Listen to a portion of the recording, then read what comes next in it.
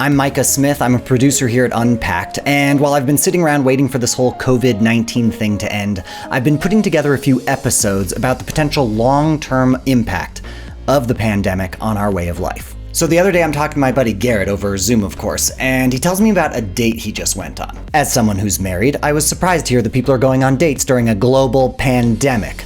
And, as it turns out, it was his second date. Where did you end up finding these people? How did it come about?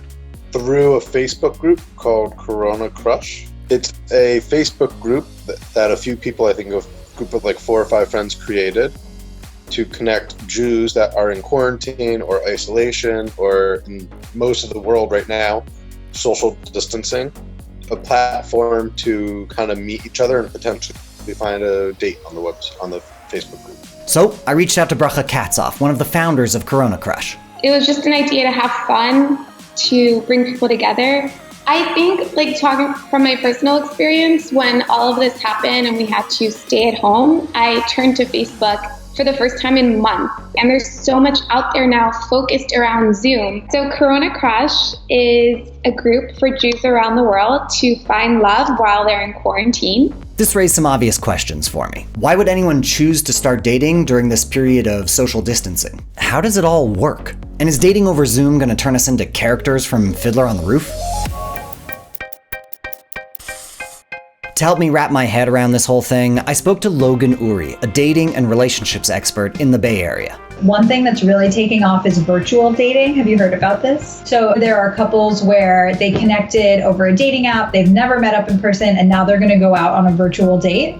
And that's basically just a fancy way of saying that they're going to talk over FaceTime or Zoom or Google Hangouts. But of course, this isn't just regular dating. Logan explained that this is actually a different kind of dating than what a lot of people are used to, because the physical component is completely removed from the equation. And I think it will be really interesting for people to see, what does a slow courtship look like when you can't just see each other and jump into the physical so quickly? While dating without the physical may be new for some of us, in some more traditional communities, they're already pros at this. For example, according to traditional Jewish law, when it comes to touching while dating...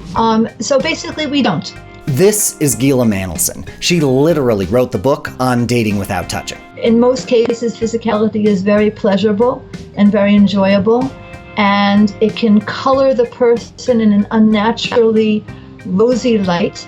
From a chemical perspective, we know that when people have sex, they release oxytocin, which is the bonding hormone. And once you sleep with someone, you really do develop that connection with them. And now because that's not happening and people hopefully are being safe about social distancing and quarantining, you don't have that physical component. I think for people to get to know each other before they get involved in physical activity is a great idea. This is Sheva Marcus, a sex therapist labeled by the New York Times as the Orthodox sex guru, though only a small percentage of her patients are actually Orthodox Jews. I think this is a great opportunity for people to be dating. To be honest, I think it's a great time for people to be connecting using Zoom or Skype and actually have conversations with people. Talk to them, get to know them, see if you like their sense of humor, see if you like just their general energy, kind of how they look, how they express themselves is a good recipe for creating a real relationship. I think it really enables the conversation to get a little more deep, and like we're all in this situation where we're stuck at home, it's scary, and we're looking for that connection right now, and it kind of allows people to just like focus on getting to know the person in front of them. We talk about some things that I feel like I wouldn't normally talk about until like a 3rd or 4th date. So you get to like get down into the nitty gritty and all the details of it. A friend of mine connected with a guy. They never met in real life. They were just chatting, and he wanted to ask her out on a virtual date. He ordered sushi to her apartment and they had dinner together. She told me that she got dressed up. She was really excited about it. They had a great time, and they're just going to continue that was their first virtual date. So instead, you're building up the emotional connection, and ideally people are starting on date 1, getting to know each other, and then they're upping the ante and they're continuously getting more bonded. This will end. And then at that point, maybe you'll have some relationships with people that you're actually kind of looking forward to meeting and being with. So in the short term, this idea probably seems totally awesome or completely insane. But what about the long term? We know the pandemic is going to change a lot of things in our lives, but will it also change the way we date? My background is in behavioral science, and I worked with the Israeli professor Dan Ariely for a number of years.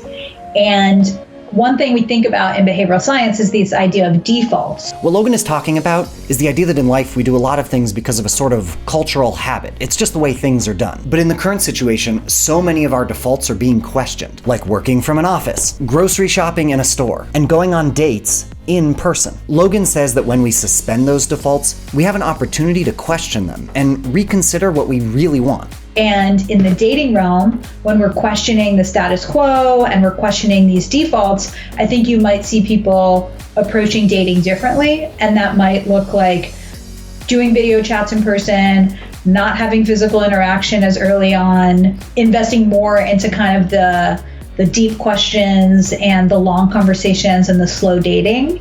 And I think we were on a trajectory with dating apps. And this gives us a moment to reflect and say, how do I really want to approach dating moving forward? Gila said something that I really liked.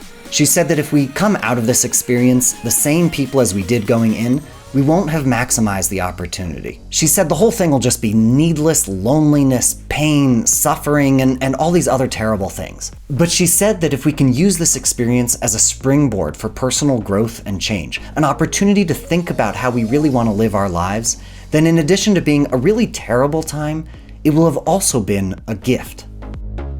So, have you started to question some of your dating defaults, and where do you think things will go post-pandemic? Let us know in the comments below, and if you like what we're doing here, consider subscribing.